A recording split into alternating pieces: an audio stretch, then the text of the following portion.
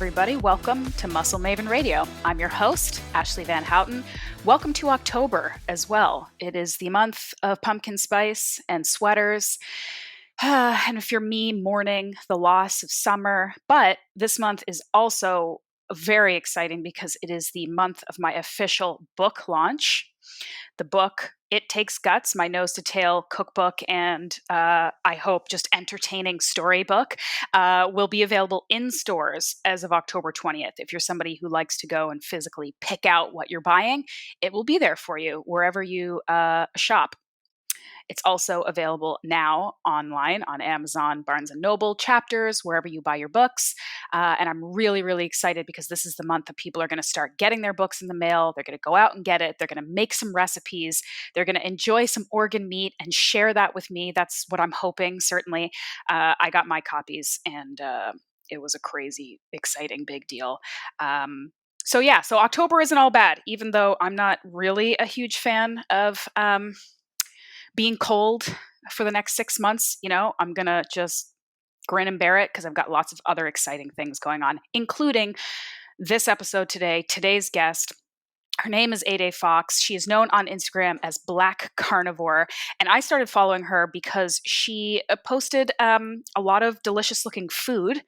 And then as I kind of got more into her account, she was posting a lot of really, really useful, interesting interviews and information for people who are looking at getting into this diet and this way of eating and understanding their health and nutrition. And she's really also trying to create a space specifically for Black people, for people of color who are trying to get into this pretty niche nutritional community in a place that does seem to be, when you're first getting into it, very white, very male. And that's not always the case, but it's whatever we see the most of is what we tend to associate with something. So she's just trying to create a space for people who maybe don't see themselves represented in the community, and who may have different cultural backgrounds and different nutritional and health backgrounds, just trying to create a more inclusive space. And I thought that was really cool. I certainly don't qualify as being a minority in this space necessarily, but I do understand as a meat eater, as an organ meat eater, as a heavy weight lifter, that I do sometimes find myself in groups or communities or environments where there's not as many women, there's not as much talk about women and their specific requirements and needs and things like that. So, I'm used to being the odd man out a little bit. And I part of the reason I created this podcast is to just open it up a little bit more to different voices, different perspectives, different opinions. I want to talk about women more, but I want to talk about everybody. I don't want anyone to come to this podcast and feel like you're not really talking to me. That is my hope. That's what I hope I'm achieving. And if I'm not achieving that, I want you to tell me, because I want bros and girls and dudes and people of color and white people and old people and young people and people just getting started and people who are already super far along in their fitness journey. I want everybody to come here and learn something and get something out of it. So please, keep me posted and let me know. Send me a message on Instagram at The Muscle Maven. Send me an email. Let me know what I'm doing well, maybe what I could work on. If you have any recommendations for me of other people that you want me to have on the podcast to talk to, I would love to hear it because I really do truly think, and this is easier said than done, and it's a job that we all have to do, but if you only listen to people who agree with you 100% of the time, if you only listen to people who look and sound and act exactly like you, you're not going to learn anything. You're not going to be challenged. You're not going to have exposure to new ideas. And I just think the more people we are exposed to, the more opinions we're exposed to, the more ideas we're exposed to, the better. Doesn't mean you have to agree with them all. Doesn't mean you have to listen and take all of their advice. And sometimes it can be challenging and it can be irritating and it can be frustrating, but you know what? That's what life is. And if you are never challenged by someone's beliefs or opinions, you're probably really not engaging that much. So, there's certainly a balance between adding too much stress to your life and bringing people in that aren't going to add anything. But I think we can find that balance. I think putting yourself out there a little bit and exposing yourself to new things, even if they're frustrating, is better than never doing that. So Anyway, with all that said, this was a great chat. I learned a lot more about her background and her story and her hard work and finding out what works for her health-wise. We talk about things on a more general scale in terms of tracking macros and understanding what fits into a carnivore diet or what doesn't, and the unique challenges that women have adopting this kind of diet and having to get over our fear of dietary fat and all of those things. So there's plenty in this one. I appreciate Ede so much for coming on and speaking with me. I hope you enjoy it. If you do, please share this episode with people that you think could benefit. And as I said, I'm always here to listen to your feedback and constructive criticism if you have any. And that's it. I hope you enjoy my interview with Ede, aka Black Carnivore. All right, Ede, welcome to the podcast. Thanks for being here. Thank you. Thanks for having me. I'm excited. Can you see my beautiful mind scribbles back here on the chalkboard? I don't want anyone to know the state secrets that I have up there, but I just feel like the lighting is slightly better in this angle, so we'll just go with it. I can see it a little bit, but don't know what it means. Okay, good. Perfect. That's all that matters. All right. Thank you so much for being on the podcast. I'm super pumped to talk all things meat and health. But before we kind of get into any specific questions that I have for you, I'd love for you to just kind of introduce yourself to the listeners and just kind of tell people who you are and how you came to be doing what you're doing right now. Yeah, well, thanks for giving me that opportunity. So, I am the Black Carnivore on Instagram and on YouTube. And I have a long sort of journey to getting here. I have struggled with weight, much of my life, and really had a hard time controlling, my sugar consumption and whatnot. And over the years have tried lots of different kinds of diets. But in the 90s, when there was a sort of Atkins resurgence, that was kind of my first introduction to doing a low carb diet. And we don't know what we know now in terms of how to sort of correctly apply it. So I definitely had some challenges with it, but there were definitely benefits, and I could see why it would be helpful for me. Mm-hmm. So, on and off, I sort of did, I would say, low carb, just didn't eat pasta, didn't eat bread. And that was enough to sort of maintain my weight for a while. But then, I ended up, a number of things went on in life and stress with work and whatnot. And I ended up gaining about 80 pounds. And so when I finally decided to get focused, eventually, I found myself counting carbs again. And this time, I found a lot of relief, but I really wanted more information about why this was working or how I could, better optimize it. So this is back in 2015. I, went on YouTube and, just basically looked up anything I could find. And so was watching lots of presentations at scientific events and, Eric Westman's video where he just, kind of shows people what he does with his clients. I watched that and I got a lot more info. And so I, was able to apply the diet. I ended up losing 80 pounds and was, it really did, amazing things for my health. But along the way, I had heard about people following a zero carb diet. And I think I'd even first heard about it back in 2008. And I was on a forum, I think Charles Washington's forum for a while, but I just couldn't wrap my head around not eating vegetables. So, I kind of abandoned that. And, but, I still had, even following keto, I still had a lot of allergies and issues that other people had said, resolved for them on keto. And so, I was still always playing around. And then I heard Amber O'Hearn give her talks a lot. And I was just kind of let me just try this, full on really try it. And, 2 days in, it was I'm done. I figured out where I need to be. This is, wow. This is what I'm going to be doing. So, I continued on. I didn't really tell anybody. I just said, I'm sort of experimenting, trying different things. But, after 6 months, one of my friends was like, so when's this experiment over? When are you going to be a normal person again? Yeah.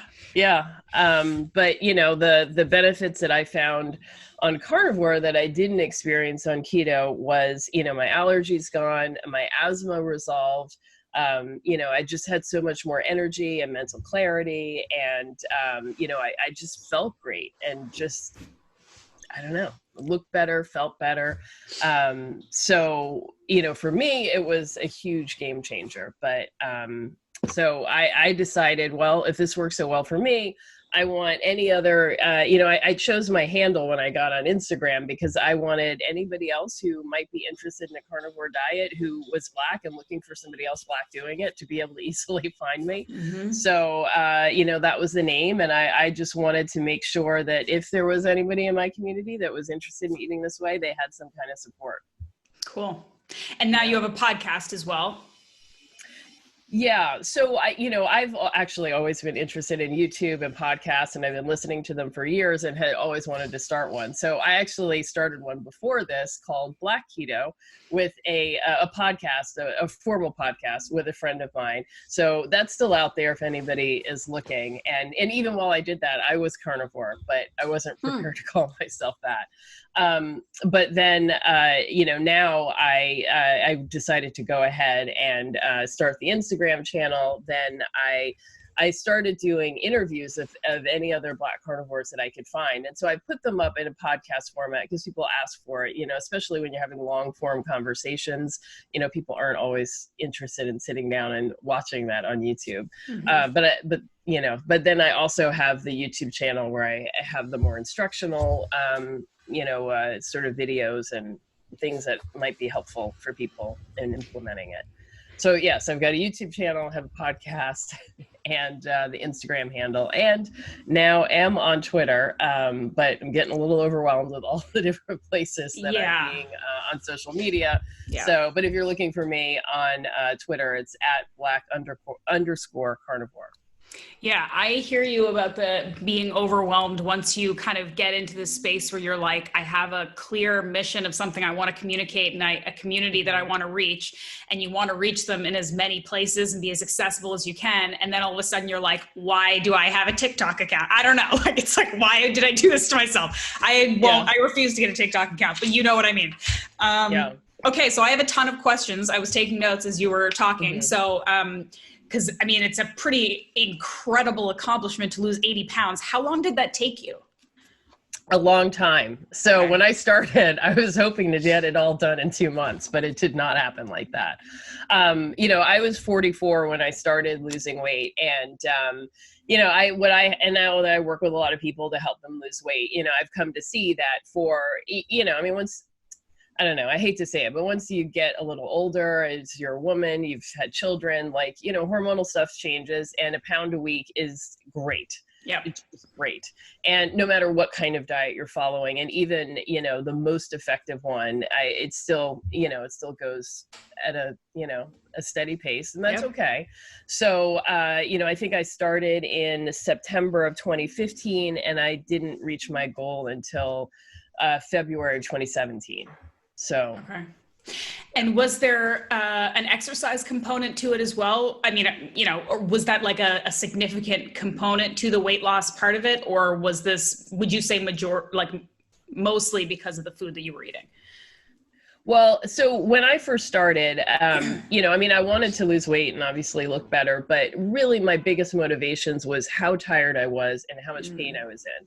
So, I had gotten to the point where it was all I could do to get up, go to work, come home, and sit down on the couch. I couldn't, I really didn't have the energy to go hang out with people and do stuff.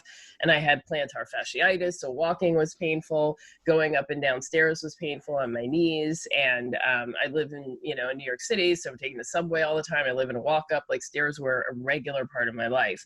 So just basic activities were really so overwhelming, and getting up in the morning, it felt like all these aches and pains, and it took so much effort to get up and go to the bathroom, and it was just I can't, is this really what middle age is like? This sucks. So when I first decided to lose weight, it was really more about the energy, and so to that end, I just decided it's enough to just change my food, just try to throw on exercise afterwards was just too much. So I and in the past, like every time I'd want to lose weight, I would throw everything at it. So I'd be like, okay, I'm going to go to the gym and I'm going to do an hour of cardio, an hour of weightlifting, and I'm going to eat only green things. And it's going to be less than 1,000 calories in a day. And of course that plan lasts like 2 days at best, right? Yeah. So this time I said I was going to be so easy on myself. And I just was going to go, I was going to do like George, from Seinfeld, like whatever my instinct is, I'm going to do the exact opposite. So, yeah. So I decided I wasn't going to exercise at all until I felt like it. And so about 30 pounds in, I then started to feel like it, which was kind of like, wow, okay. Yeah. And so I decided I was going to go get the gym membership, and I got it. And then still 2 weeks went by before I actually got up out of bed in the morning to go do it. But every morning it was kind of like, oh, I'm going to go. And then I'd wake up like 45 minutes later and it was like, oh, I guess not. So finally I said, okay, I'm going to make this so easy, no commitment. All I have to do is walk into the building, scan my key fob, and then I can go home and go back to bed. And so most days I would go into the gym and actually do something, but there were days that I just went, I scanned my key fob, and I went home and I went back to bed. And I, since I had made the bar so low, it was fine. And then I would say to myself, once I got inside, okay, I only have to spend 5 minutes on an elliptical or whatever machine I want. Doesn't matter. I just have to do 5 minutes. And if I do that, I can leave or I can stay. And I would do 5 minutes. And then a lot of times I'd be like, okay, I can do more. And then some days I would, that would be the end of it. So I feel like being super, super easy on myself so that it wasn't horrible was, the key for me. And then I made sure to do it by my, my heart rate. So it was like, I would make sure that I was exercising at, I don't know, where are we supposed to be? Like 70% of your maximum heart rate. So I made sure that my heart range was in that area. And I realized when I did that, instead of like having this goal of being at level 4 or whatever it is, and I'm huffing and puffing and, and it's so much work, but by focusing on being at the right heart rate for me, it meant that the exercise was okay. I mean, and after a while it was like, oh, I see why people think this is kind of pleasurable. Mm-hmm. So I did that for a while, and then, and then I decided I wanted to get a little more focused with it, and I started to lift weights. And in the beginning, I didn't know what I was doing, and it took a whole lot of courage to go into the guy's side of the gym and be like, oh. And, so I got on YouTube and I like figured stuff out, and I made a whole routine, and I wrote everything down. I brought my little paper with me, and I would like write down what I was doing and write down the weights. And over time I discovered that I really don't like cardio so much, and I liked weights, and I just did more weights, and I stopped doing so much cardio, and then I stopped doing any cardio, and I was just doing weights, and man, my body just like transformed. So I went through a good 6-month period where I would lose 0 pounds 1 week, and then 1.2 the next, and then 0 pounds, and then 1.6, and then 0 pounds and 1.2. And after a while, I just had to get used to that and accept that that was like my body's pattern and not freak out over it, because you know how you can freak out. And I also got into the habit of taking a photograph every single day. So over time, I was able to compare myself like in the same dress, but from week to week. So I could put together a collage. So those weeks that I lost 0 pounds, I could still look at myself in the same outfit from 1 week to the next. And I could see that that the dress was getting looser, even if there was no change on the scale. And that was what helped me kind of get through that. But once I started weightlifting, like the weight loss on the scales kind of stopped, but my body just, wow, I had no idea that there could be that kind of transformation. So I loved that.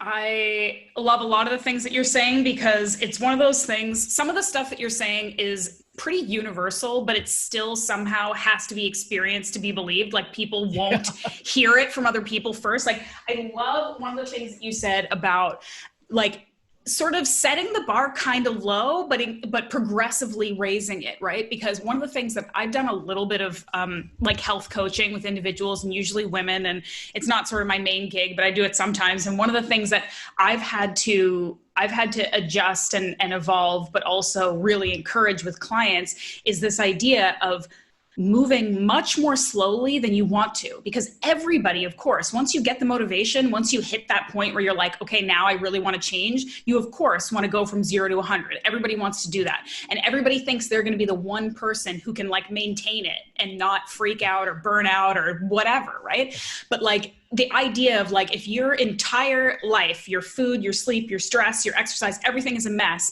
to try to change all of it at once is nuts, but everyone tries to do it. So instead to think like, you know what, all I want you to do is like maybe eat some protein with your breakfast this morning. That's it. You don't have to exercise. You can eat garbage the rest of the time if you want to, whatever it is you're doing, just this one change. And when you do that and you realize you can do it and it's empowering, it's like this whole kind of like positive reinforcement that then months from now, you don't even recognize your life because you've made so many changes, but it's this progressive kind of attitude. So I really am glad that you said that, because I feel like the more people who say it, maybe the more other people will believe it. And then also the concept of lifting weights being good for women and their body composition and even how you feel, and following the kinds of exercise that you like that makes you happy too, right? Because there are some people out there, I'm with you, I'm on your team, like I don't understand the cardio, like liking cardio, I don't know what that is, but a lot of people do, right? And I think that if you hate yoga, but you force yourself to go, like, again, that's not a sustainable plan, right? Like there are so many ways to be active and be strong and be in touch with your body that like you can find the one that you like that you're going to keep up and you're going to keep doing. So I think that's important to note too. Another question that I had for you, you were keto before you were carnivore, right? Mm-hmm. And you were saying that you were still kind of having some negative sort of health issues. So things like allergies. Can you talk about that a little bit? Yeah. I mean, I'm probably a person that just has tons of allergies. So, so there are definitely things that bother me that perhaps don't bother other people. But the biggest thing for me was dairy.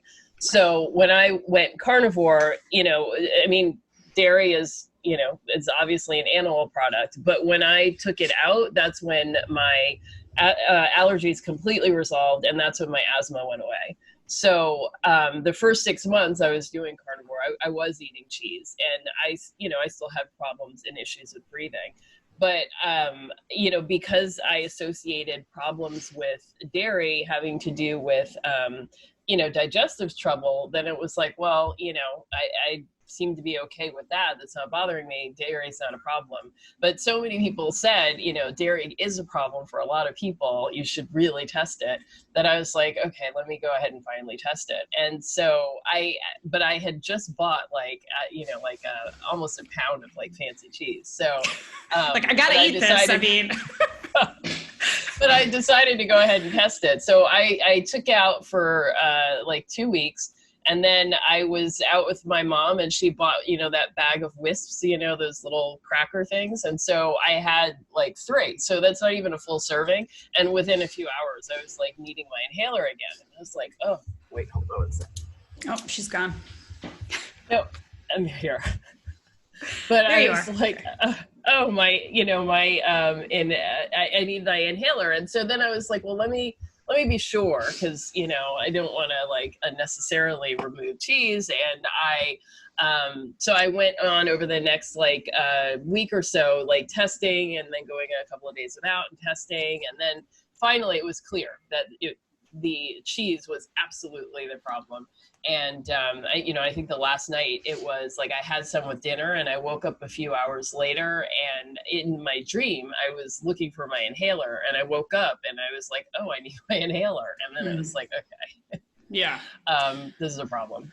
And so then when you said you tried this carnivore thing, like you were like, all right. And again, another thing I appreciate is this willingness to sort of give things a shot. You know what I mean? Like, even if they sound crazy, like I remember, like my background is more paleo. And I remember when I got into paleo, I did that not because I necessarily even had any health issues to resolve, but because I wanted to optimize my health, and because it seemed like it just made so much common sense as a starting point, right? Like, get rid of processed food, eat natural food that doesn't have an ingredient list, like all of those things. And there's a lot of misinformation out there, but I remember my friends being like, but if you don't eat carbs, you'll die. Like, you have to eat carbs. Like, how could you not eat carbs? And there was like the concept of, first of all, that's not even accurate, but also there's plenty of carbs in fruits and vegetables. And, you know, so there's all this kind of stuff. And so when I first heard about carnivore, like I remember thinking too, and I've always been a very meat-based, like protein forward person, thinking like, that's still a bit extreme, like even for me, but I still was willing to give it a shot. And that's one of the things that I think people in the fitness and wellness industry should maybe be just trying to be a little bit more open-minded, not necessarily blindly following every new fad that comes out just because somebody with abs does it, but like the idea of just being willing to experiment with yourself, because I think that's how you find lasting health, is you do your research, you know, follow people that you trust and you have conversations. But at the end of the day, keto doesn't work for everybody. Carnivore doesn't work for everybody. Nothing works for everybody. You have to be willing to do the work and try it yourself, right? So when you said that you started doing carnivore and like within a couple days, you were like, yeah, this is it. This works for me. What was happening that was so significant? Well, I think the very first thing is I just felt so much more energy. And, you know, I mean, I had a lot of health issues going on at the time that were pretty significant. So, so I have endometriosis, so that was one thing. And so I was, well, this is for the ladies, but, you know, I was excessively bleeding and it had been for months. And so I was severely, severely anemic, although I didn't know it at the time. And also my asthma was probably at its worst at that point in time. And so I was having a lot of trouble breathing. And so the combination of being anemic, so not having enough red blood cells bringing oxygen around, and then also not being able to breathe very well and not bringing in enough oxygen, I just was kind of a mess. So that first 2 days, like I was actually just trying to lose a little more weight. And I had seen this beef and butter fast where you eat like a cup of ground beef and then add some butter to it. And you just eat that for like 3 or 4 days. So I was like, okay, I'll try that. So I ate that, you know, and like the first 2 days, I was just like, I mean, it was like, I was finally breathing. I mean, I just had a burst of energy, which I now think in retrospect was one, removing the dairy. And I do see butter as dairy, but it doesn't have nearly as much of the stuff that bothers me that's in cheese. But one, removing the dairy, and two, I think I am particularly energized by like medium chain fatty acids. So that's in the butter too. It just, all of a sudden I was just like, wow, I'm awake. Wow. And so I just kept going, and I did that I ate that way for like 2 or 3 weeks. And, you know, I, like you'd think I would get tired of ground beef and butter, but I was like, I'm not tired of it. I mean, yeah. No. So what does your diet like on a daily and even weekly basis look like now? Well, actually, people ask me that, especially in my community, all the time, because we have, people are coming to join us all the time who have, you know, who are just like getting curious about carnivore or don't really know what to do. And I just did a 2-week challenge with a whole bunch of people. I called it the 14-day ketosis challenge, because I do want people to understand, even though, you know, I follow a carnivore diet, I consider myself to be on a ketogenic diet. It is important for me to be burning fat for energy rather than sugar. So I don't just have this arbitrary line, like, is it animal or is it not? Like, is this health promoting? Is this optimizing my daily living, or is it not? Like, that's the important part for me. So, you know, so I help people, and I think that the fastest and easiest and most seamless way to get into a carnivore, into ketosis, is like a strict carnivore diet. From there, you can decide where you want to be, how good you want to feel, but like, that's a really great way to start. So, oh, I lost the thread. What was I going? How are you eating? Oh, right. So people ask me that all the time. So I just started making like 1 minute long videos on YouTube, where I just show what I've eaten today. And, hopefully that will help people get a little more clarity. So on Saturday, I had scrambled eggs for breakfast, 3 scrambled eggs.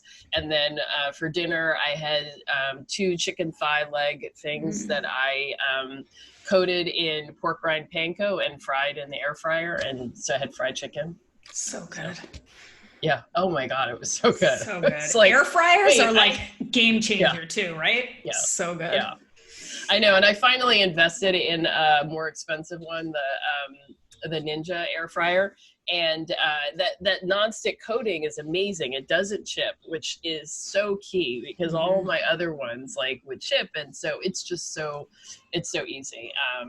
I love it. So that's what I've been using. And it has a dehydrator function. So I've been making a lot of beef jerky, which is what I had for breakfast yesterday.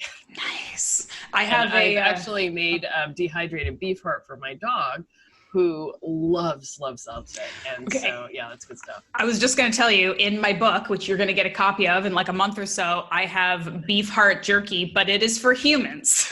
Of course, dogs can eat it too, but I don't know, maybe I was inspired walking into a pet store or something when I see all the like pig ears and like bone marrow, and I'm like, I would eat that, even though that's for a dog. But anyway, but the beef heart jerky that I made, and it's simple. It's nothing like super fancy. I kind of created my own marinade, but it's just sliced beef heart. It is tastier than any beef jerky I've ever bought. Like, because beef heart, I mean, I don't know if you're a fan of heart, but it just has a richer, like when I eat meat, I like the meat to taste like meat. Like I've never been like a chicken breast or like I prefer like gamier meats or wild game and stuff like that, because I just like the taste of it more.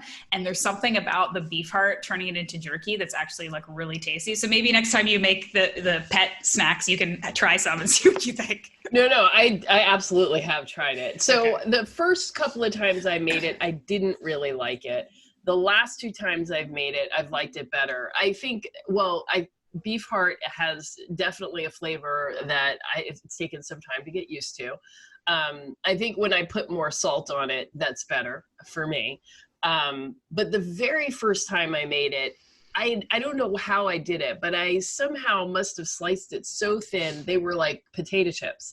So they crunched in the mouth like potato chips. And if I'd give them to my dog, you'd hear her like smacking like potato chips. I've never been able to recreate that. I don't know what I did or how that happened. Yeah, but that's cool. I don't know. But now I put things on it like, I love to put cinnamon on beef. I don't know if anybody else does that. It gives it a warmer flavor. So I put cinnamon on mine, just a tiny bit. I like to put thyme or rosemary. That smells so good when it's like dehydrating and roasting. So I like to mix it up and put different kinds of stuff on it. That actually reminds me, I have like a cinnamon beef cheeks recipe too. It's like cinnamon and clove, and because I kind of like you said at the beginning, like one of your big struggles was like this sort of sugar sweets kind of cravings that you couldn't get over. And that's always mine too. Like if I'm stressed or if I fall off the wagon and eat a bunch of garbage, it's never going to be like pizza and chips. It's going to be something sweet. And so I'm always trying to like find ways to eat sweet things that aren't detrimental to my health. And like, and anytime I add cinnamon to anything, it kind of just makes me feel like, even if I'm not eating a sweet thing. So going back to, you're talking about how you're eating a carnivore diet, but you're still kind of in the headspace of like making sure this is sort of a ketogenic diet as well, so that you're burning fat, you're not burning sugar. Are you then paying attention to like macros and stuff? Or are you just kind of eating intuitively, and because you're not eating any extra carbs, you're kind of like, you're feeling like you're in ketosis? Are you tracking that? How does that work? So no, I don't track macros or anything like that. I do test my ketones from time to time, and I've actually noticed now that they're super low, like 0.3, 0.4, which I think is that I'm fat adapted, and so now don't produce that much, and my body's burning fat directly as well. So I think that's what's happening. But, I just eat intuitively. In the beginning, I was playing around with things a lot. And, there was that time when we were talking about the protein leverage hypothesis and all of that. So I would kind of swing from, the furthest edges to try things. So I, at one point, tried essentially like a protein sparing modified fast, where you're eating like super, super lean, the correct amount of protein, and then, nothing else. So, so that's what I did. And I didn't really notice it at the time. Like in the midst of it, I didn't really notice anything. But then one day, I think I was about 2.5 weeks in, maybe 3 weeks, I had gotten some short ribs. And so, I just made short ribs for breakfast and I ate them. And then within about 20 minutes, it was like the skies opened and like angels were singing. I mean, I just felt joyous for no reason. Nothing had changed, from 20 minutes to the next, nothing had changed, but I just felt joy. And I realized at that point that it was the fat. I had been cutting the fat, and I look in retrospect, looking back, it was like, oh yeah, I had been getting more and more depressed, more and more bummed, and more pessimistic in my thinking. And it was the fat. So after that, I really came to see how important fat is in terms of your mood and your brain function, and it matters. And the type of fat, really does matter too. So I became much more conscious of like what kind of fat I was getting from what animal. Is it grass-fed? Is it the best quality that I can get? So I think that really does matter. Then I tried, the other end where you're going like super high fat. I find it hard to do that because it's like, I don't really like suet. I can't always get beef fat trimmings. I live in New York where meat is trimmed to death, so even a ribeye is very sleek and thin. And, so it's hard for me. And like, unless I'm going to eat like a bar of butter, like, I don't know. And I just kind of feel like, it's trying to isolate these macros leads you to eating weird. I mean, fat and meat come together in nature. They don't really come apart. So like trying to separate them out and then bring them together to get your macros to a specific spot just leads you to eating weird things. So I, have just made my effort to eat fatty things. So bellies and tails are typically the fattest things. And so whatever animal I get, I try to get those things. And chuck roast, I just love the flavor of. So, as much as I can get chuck roast, that's where I go. And then it all works out. Now my stomach has definitely evolved so that I can eat rendered fat without, the gastrointestinal distress that, I once did and that other people complain about. So I think your stomach does eventually get to the point where you're kind of able to handle a lot of fat. Although for some people, they never do. There are some people in my community that still eat very lean. Even salmon is too fatty for them. So, so I think it just like everybody's body again is very particular and you kind of have to test these things out. But I notice I definitely feel different and better the more fat that I'm including and the more animal fat. So, and unprocessed animal fat. So people often ask me about, oils and which oils are okay. And it's kind of like, I mean, we are, we're paleo, we're keto. We talk about eating unprocessed whole foods. Well, oil in a bottle is very, very processed. The fat on the edge of your steak is the other end of that. So, yeah. Are there any animals that you don't eat? I'm allergic to shrimp. Okay. But you're, generally like seafood, any kind of, pigs, cows, chickens, other fowl, like you're pretty much game for whatever? Yeah, if it's allowed. Yeah. If it's presented to me, I'll eat it. In the zombie apocalypse, I think that pet stores are definitely the place to go. In trouble. Yeah. Like, once the supermarkets are cleared out, you're. Yeah, I hear you. Yeah. I'm with you on that. What about more like traditional? You've talked about a couple different types of fasting, and this is again just sort of like a descriptor to give different types of like temporary methodologies that are like more restricting types of foods than like traditional fasting, in that you're still eating, right? But do you play around with any kind of like water only fasting, and when and how and why? If you can get into that a bit. Yeah, I've experimented on and off, and done some extended fasts, and I then decided to take a long break from fasting. So, I was trying to do some extended fasts like in December and in January. Then, my mom got really sick and then passed away, and then, quarantine happened and, everything. So I was just like, I don't want to do anything hard. Yeah. So, but recently I have, with my community, we do Zoom meetings a couple of times a week, and we also invite doctors to come in. And so we had the fasting doctor from Instagram come in and talk to us. And, she, a lot of our group, does some form of fasting, whether it's OMAD, intermittent fasting, or extended day fasting.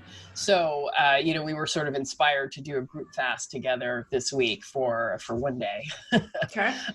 So we're probably going to do that. And so I'm going to, try again, but it was actually really comforting to talk to her and understand that, especially given the fact that we're, in ketosis, and following a carnivore diet, that, we may not need the 72 hours that other people might need in order to get, to peak that autophagy. And that there are benefits. I asked her, like, what's the minimum amount of fasting that you need to do in order to gain benefit? Like, is 12 hours enough? 14 hours enough? And she's kind of like, yeah. And I was like, oh, okay. So then why am I doing this for 5 days? Like, yeah. yeah. I mean, as a kid, like dinner was over at 6, or, dinner was at 6 and breakfast is at 8. And we didn't eat between those. And so the kitchen was closed, and it's kind of like, oh, so that's what people normally did, like, for eons. So it doesn't have to be this whole Herculean thing. And just like going back to the exercise and the weight loss regimen, I think women, we just, I really fight against the language that I hear, because so many times I hear people saying, oh, I'm so lazy, like I can't get this going. And I'm like, wait, hold on. You've got like multiple degrees, you've got, jobs, children, you've purchased a home. I mean, you've done lots of things that require long-term sustained effort. Like, lazy is not the word here.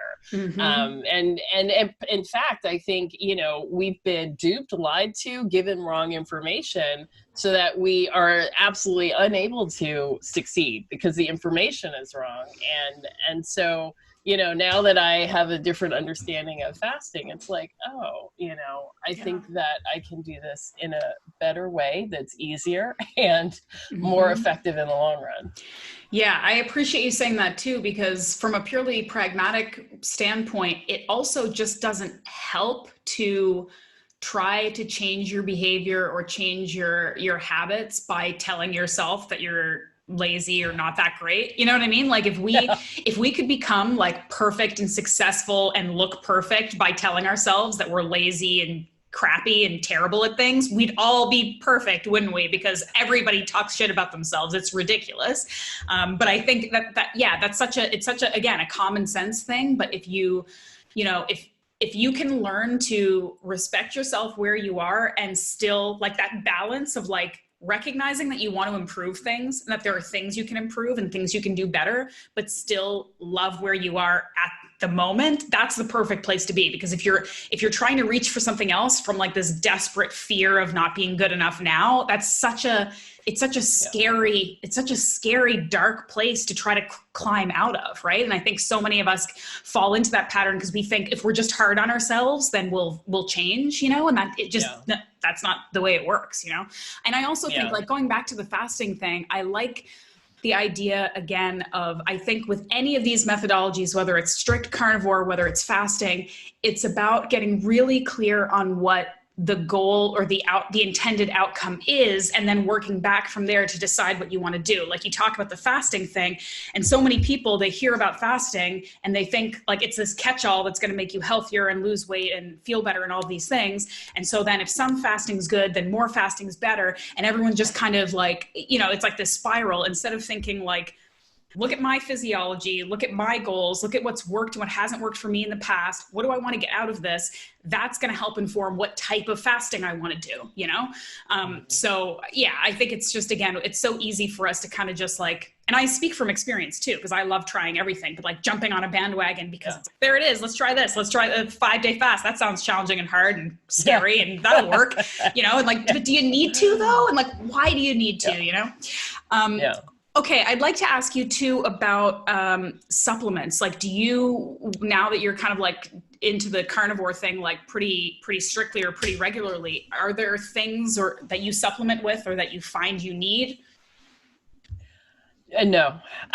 So I, you know, like everybody, like when a new thing is brought up, I'm like, oh yeah, I need to go buy this. So I have, you know, a whole shelf of like collagen powder and bone meal and, you know, this and emu oil and this and that. It's just, I don't like taking things all the time and having to remember to take things. So I usually tend to fall off, but also like, I usually don't notice a difference. So, you know, that's great. So, no. So I mean, if you think about, I think of electrolytes would be the only thing that I consider that like a food group, you know? Yeah. So I salt my food heavily, and I definitely pay attention to my electrolytes, and I use, I carry salt with me if I go places, stuff like that. So that I absolutely do make sure to take.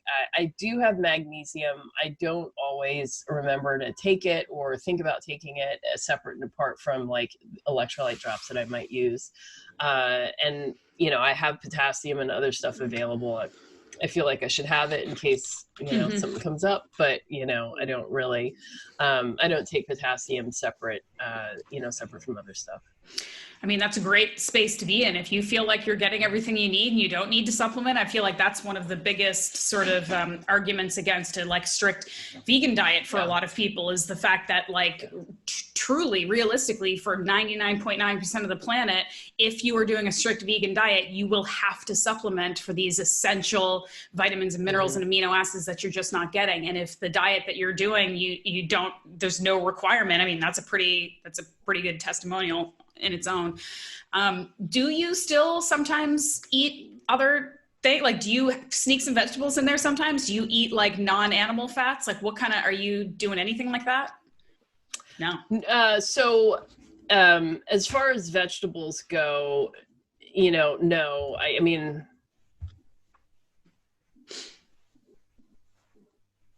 yeah, I don't know. I can't remember when I ate like a vegetable. So, you know, I mean, if I'm going to go off, it's going to be like chocolate cake, M&Ms. Like, why would I, you know, why would I go off to eat like toast? That's very relatable to me. But if you do though, so say like tomorrow it's somebody's birthday and you eat some chocolate cake.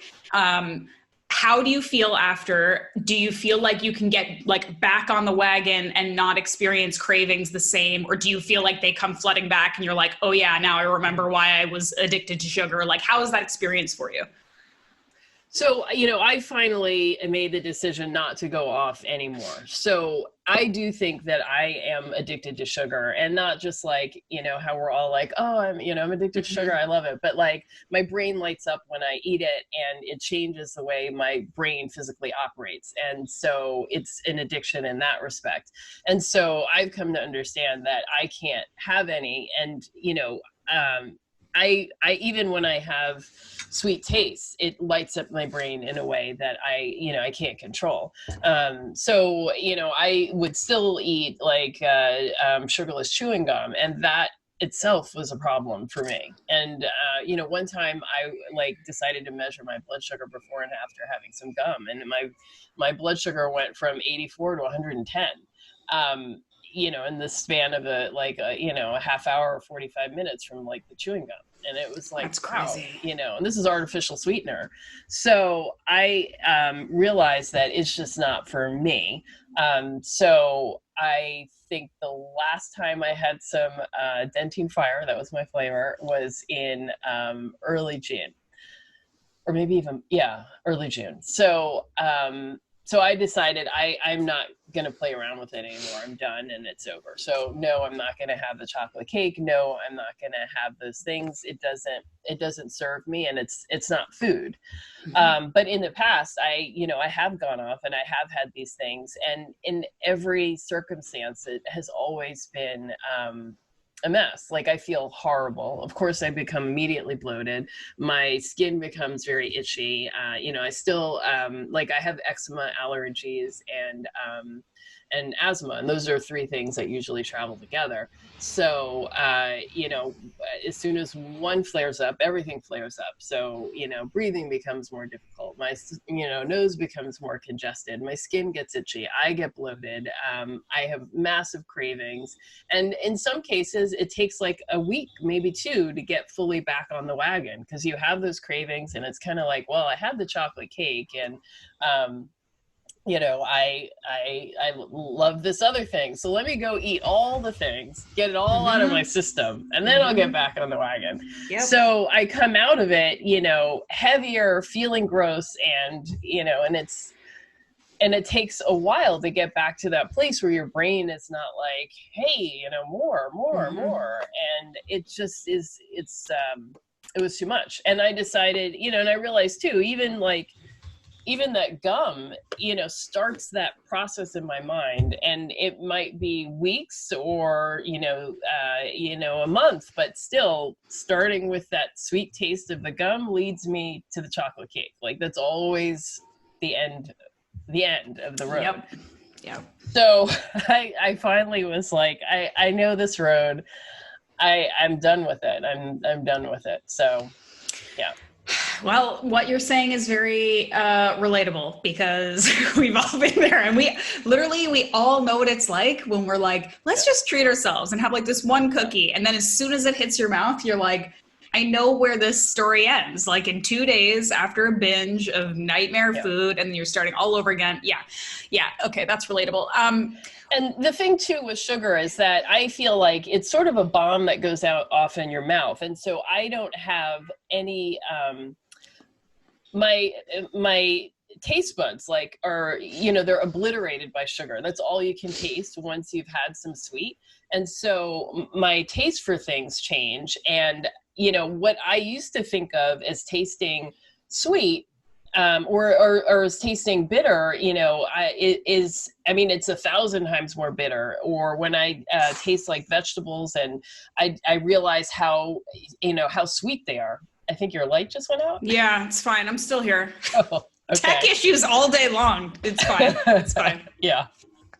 So, but vegetables become much sweeter. And so, now if I ate like red peppers, that's almost like candy to me. Yeah. But I don't think until you take out the sweet, you're not able to really discern that.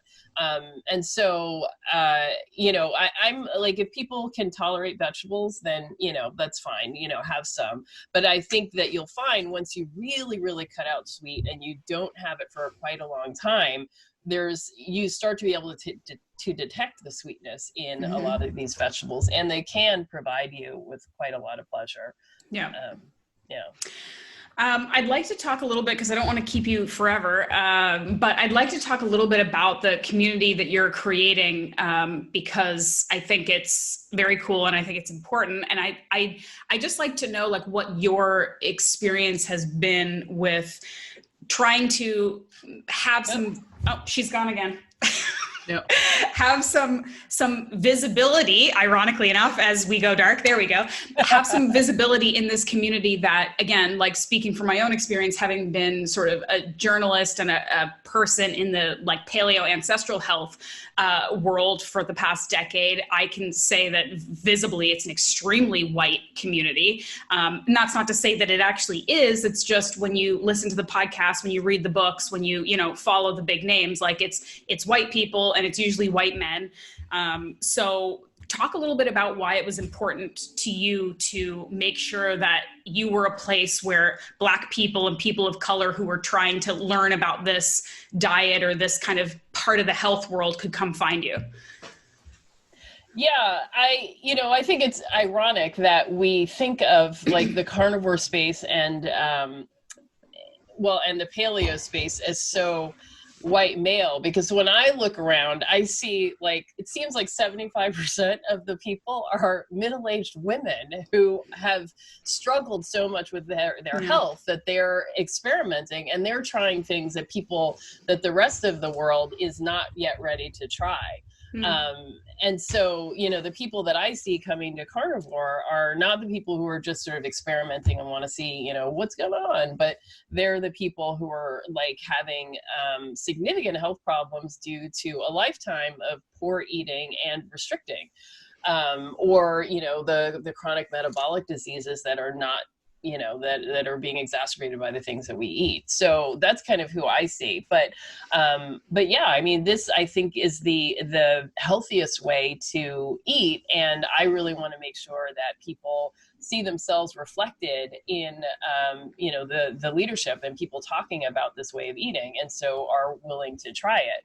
I watch some of these people, and I'm not like a huge, like, exercise person. I mean, I do it, but, that's not my space. And so hearing someone who's super fit and, works out a ton talking about it, like, is not super motivating to me because it doesn't reflect any of my life and my energy level and interest. So I just want to make sure that we have a broad spectrum of people talking about this way of eating to encourage people from all aspects of life to get involved with it. And, and in particular, I think that the way people talk about carnivore is, it's very, male and, aggressive and hunting and, just all things, whatever. But it's like, I don't know. I mean, I don't know how we get this lost because, all things to do with food and nourishment and preparation, we typically think of as female things. So it's like, how do these two things like suddenly get so off track? And then you think about like, who most needs to be eating nutrient-dense food is people creating babies, people who still like bleed every month and are having to operate and function in the world. Yep. Like, why are we not the ones who most are talking about eating meat? But somehow that's how it's gotten lost.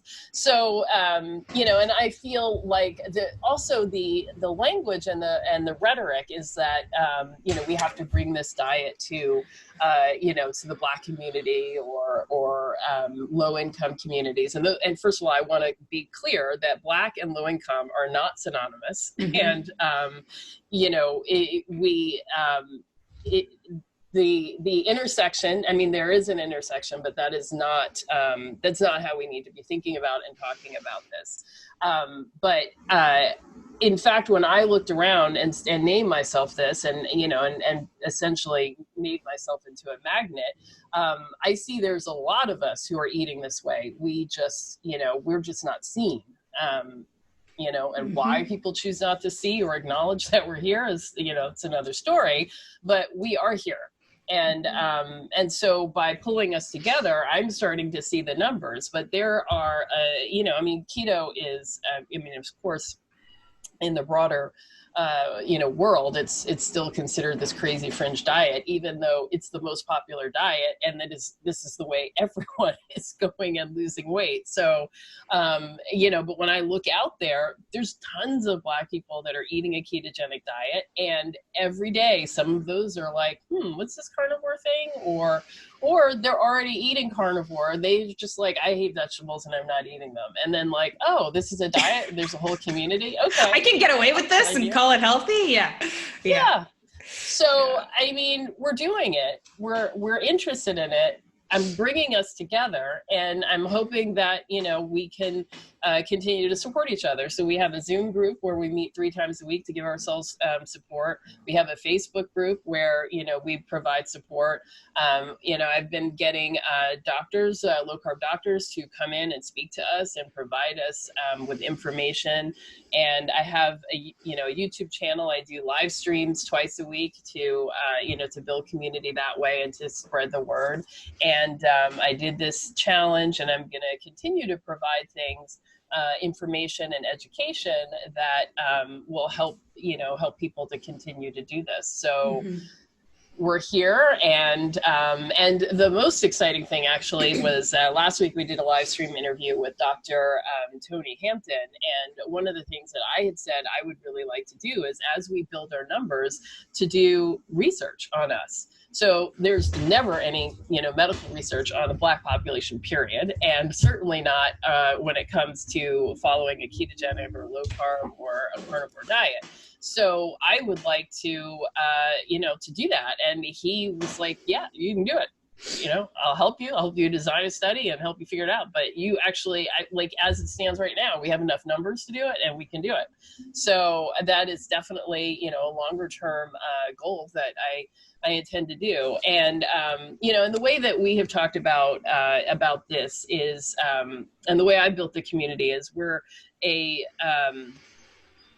meat-based whole foods lifestyle. So I consider everyone who's eating, whole foods keto on up to strict carnivore, we're all in the carnivore family. I mean, so if you look at the biological definition, a hypercarnivore is any animal that eats 70% or more of its, daily food from animal products. So that's good enough for me. So everybody who is whole foods keto on up we're all carnivore.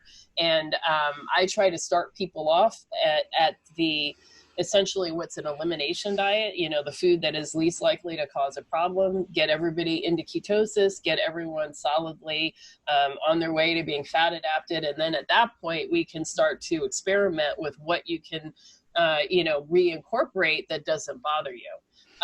But even 2 of my, members who, there's a couple of us who, really work closely to help grow and build the community and support each other.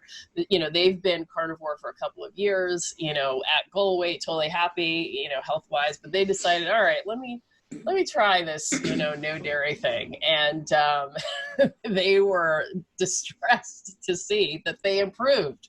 They saw a significant improvement. And then, another woman who's been keto for quite some time, lost over 100 pounds, has her own community. She, joined in the ketosis, the 14-day ketosis challenge. And so she went strict carnivore, and she put up a big post. Her name is actually Black and Keto on Instagram, but she, put up her results, and she too was she saw significant reduction in inflammation and just a whole lot more comfort, no cravings, just a very different feel.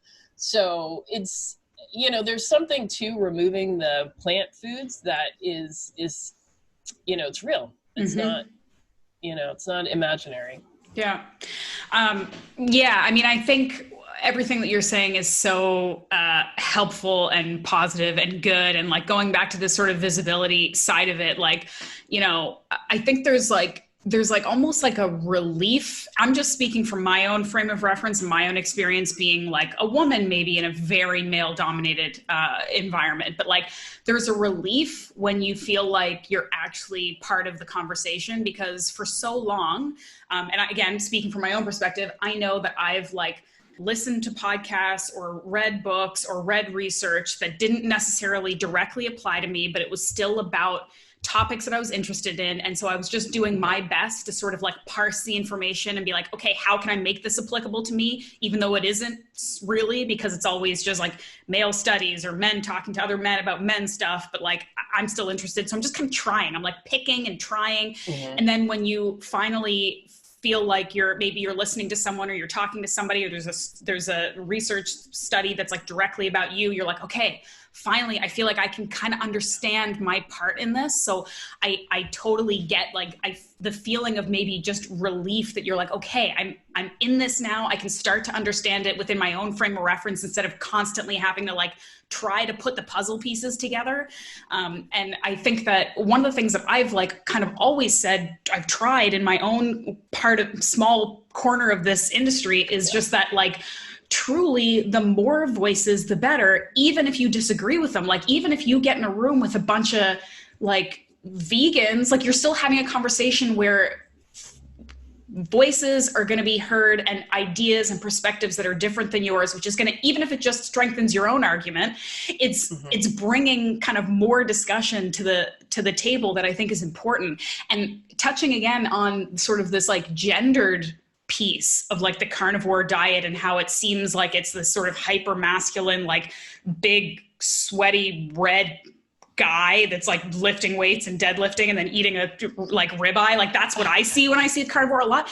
And like, I'm really trying to like get over that too, because again, coming from more of like the fitness bodybuilding background for me, which is again, not necessarily like there's no women in it, there's tons of women in it. It's just that you hear more from the men.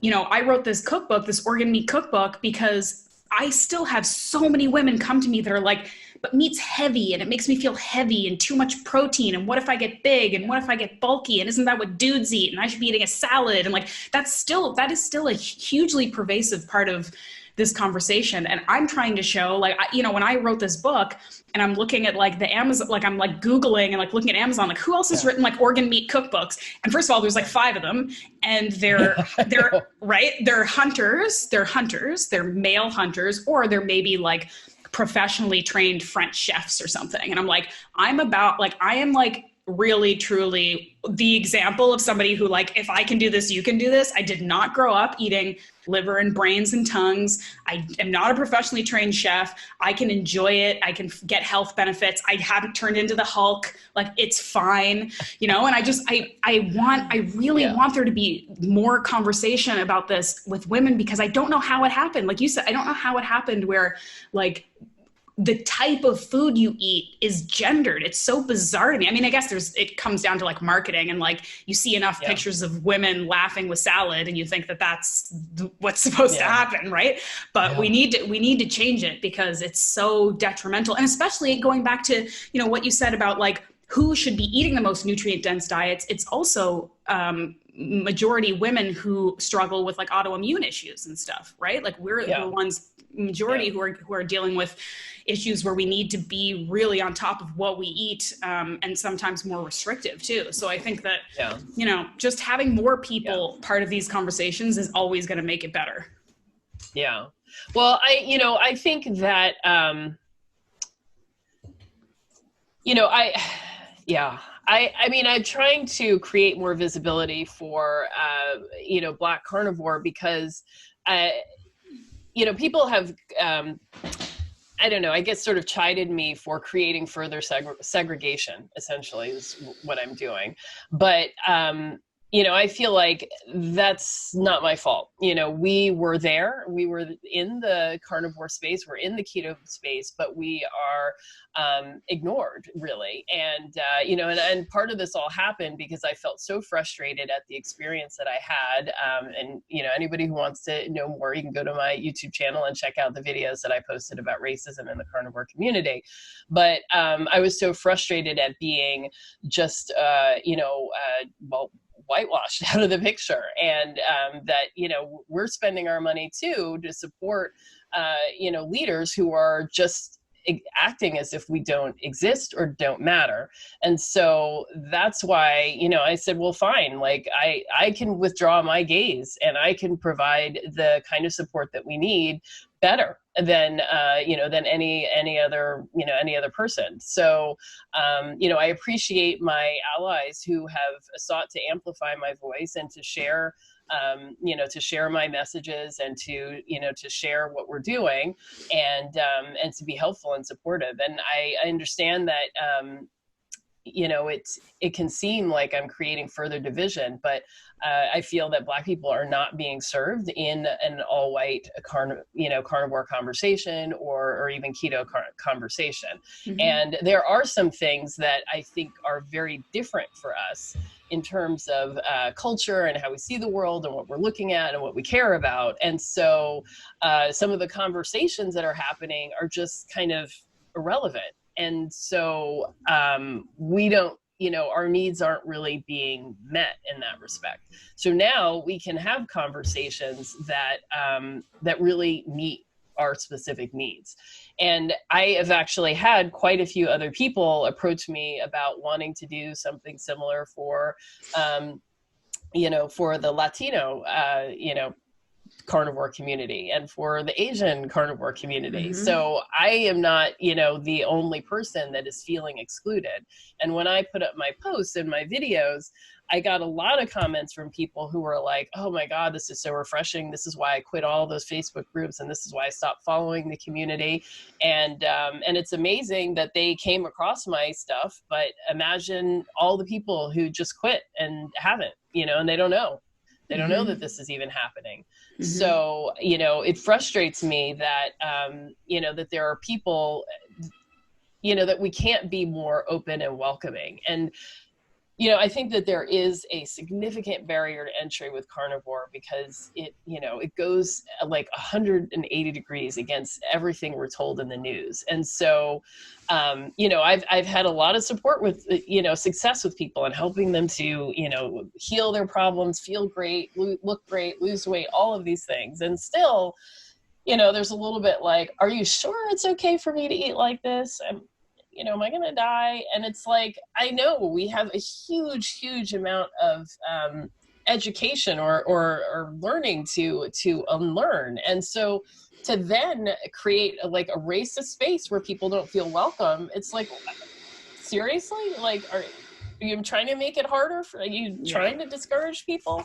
Like, is this some secret thing and you only want, a certain type of person to be healthy and well? Because, So in any event, now I am trying to, just work to serve my community and I can't worry about, what happens everywhere else. And so, perhaps in that effort, that itself is an activist creates its own level of activism just by existing and refusing to accept the position that I've been put in.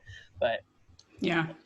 I don't know. I feel like anybody who would really think that what you're doing is trying to create division has got to come from people who just have never, ever been excluded from anything in their life. And so are like really sensitive to it because it's like, and again, I'm generalizing here, but like, would a bunch of white guys get pissed off if I created like a pregnant woman's support group and they weren't allowed in it? Like, it's just like some things are not, they're not for you, and that's okay. Like, everything else is for you. So just, it's fine, And I also think that one of the reasons I wanted to chat with you is because you are still providing a ton of resources for anybody who's willing to learn. Like, you're not closing all the information that you're putting out there. There's tons of content you're putting out that's available to everybody that we can all access, that we can all read. And you're also accessible if someone who isn't in your group has a question or wants to ask you something, you're there. You're not closing off to other people. You're just providing a service for a specific group that has not had that service. Like, it just, I don't know. I mean, we're in this like increasingly sort of political, divisive, everybody just wants to get mad at everybody time. And I think that there are so many bigger, more real things we should be getting mad about than like, letting people have a community. I think that's kind of nuts. All right. Yeah. So for people who want to join the community, like the Zoom calls, and like, are you still letting people in, or is there like a cap that you can keep? So yeah, the way I'm handling it is, I encourage you to join the Facebook group. And so from there, that's how you would get to the Zoom meetings. The Facebook group is for Black carnivores. So, so that's what that's how we, go about and admitting people. And then we also have, the YouTube channel, which is open obviously to anybody. And I do the live stream. So there's, we're trying to create a space for people to come, have conversation and so on. And then of course I have all my YouTube videos, and then I do coaching. So, anybody is, and I do have, all colors have come to me for coaching. So that, that's always going to be possible. I am starting to put together meal plans for people because, again, that's like the number one question I get. So I will be selling meal plans. And so people are welcome to interact with me that way. So, yeah. Awesome. And can you let people know what those, what your YouTube channel is called, how to find you online and on Instagram and all that good stuff? Yeah, so on YouTube, I'm Black Carnivore. On Instagram, I am Black Carnivore. On Twitter, I am Black_Carnivore. And where else am I? Facebook is Black Carnivore. And on all of my emails, on all of my videos, I have a link to sign up for the email list. And I think, and also in my bio and Instagram, there's a link to sign up for my email list. That's really the best way, because that's the way in which I'm going to disseminate information. And there will be information that is pertinent to everyone in the world. And then there's information that will be pertinent to Black carnivores. But either way, you want to be on the email list. Awesome.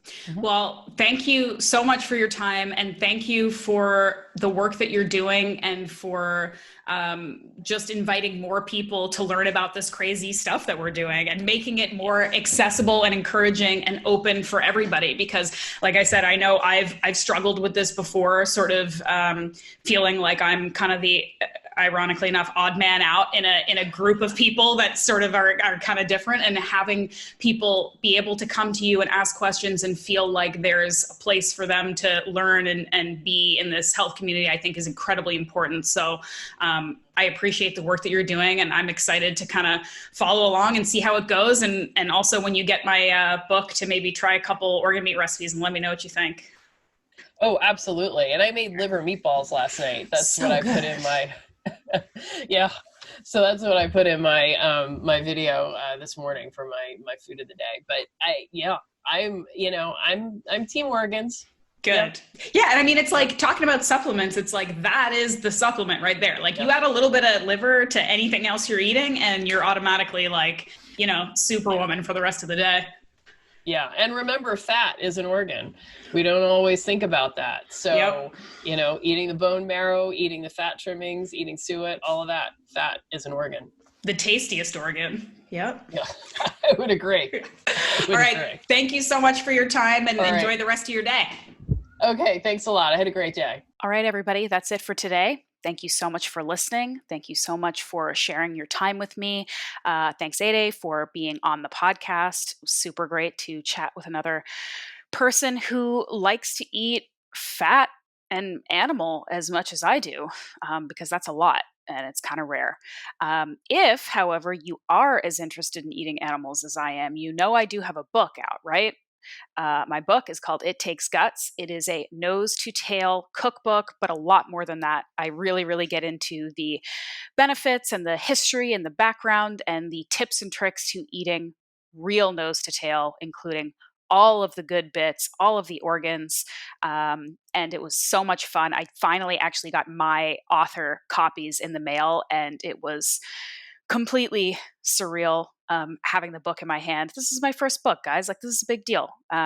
If a couple people read it, if a couple people make recipes and enjoy it, if a couple people decide to eat nose to tail and put a little more effort into the food that they're eating and maybe get healthier as a result of it, I'm going to be really, really happy. So that's that. I'm very excited for some guests I have coming up over the next couple of weeks. So please stay tuned. Please subscribe to Muscle Maven Radio wherever you listen. If you listen on Apple Podcasts, if you could leave me a rating and a review, that would be hugely helpful to me. As you know, these things are free for you, but they're not free for me to put together. So the more support I can get, the more attention I can get on the podcast, the better off I am, and you are, if you want to keep listening to the show. Thank you again to today's show sponsor, Santa Cruz. These guys are amazing. They put out such great high quality CBD products, and they're always coming out with new stuff. I did an IG video with the founder, actually, that's on my Instagram. If you want to check that out, you can find me at The Muscle Maven, and we get into a lot of the kind of background and science of the company. They do have some new stuff that just came out that I got on hand, including a whipped tallow butter with CBD that a lot of folks, when I posted it in my social media, they thought it was like an edible tallow butter, which actually is a fantastic idea, but it's skincare. It's like a really rich, whipped, delicious smelling skincare product that's incredibly moisturizing and also has CBD and other essential oils and deliciousness in it. It's like one step away from being edible. You probably could eat it if you had to. I mean, don't take my advice, don't do that, but it's all really natural, pronounceable ingredients. It feels so nice. And you know, I love my natural skincare. So anyway, that's just one of the many things they're always putting out. But you can check them out at scmedicinals.com. Use the code MuscleMaven15 for your discount if you're going to get anything. And as always, just reach out to me, say hi on social media, send me an email, sign up for my newsletter at ashleighvanhouten.com, and let me know who you want on the podcast, what guests you want, what topics you want me to talk about. I'm all about giving you what you want. So that's it. Until next time, have a wonderful week. Thank you for listening.